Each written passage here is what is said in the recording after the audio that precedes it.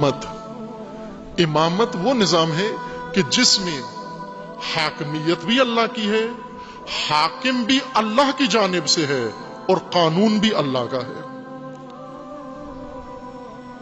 حاکم بھی اللہ کا، حکومت بھی اللہ کی اور آئین بھی اللہ کا، جس میں عوام کا نہ آئین ہے، نہ عوامی نمائندوں نے قانون بنانا ہے، نہ عوامی نمائندوں نے حاکم بنانا ہے۔ عوام نے اور عوامی نمائندوں نے چونکہ کلمہ پڑھا ہے، کہہ دیا ہے لا الہ الا اللہ، اللہ کے علاوہ کوئی حاکم مقتدر نہیں ہے۔ جب یہ کہہ دیا لا کہہ کر دوبارہ نہیں کہہ سکتے کہ اب میں بھی ہوں، میں بھی یہ حق رکھتا ہوں۔ اس لا نے روک دیا ان کو۔ یہ فرق ہے بنیادی امامت، خلافت اور جمہوریت کے اندر۔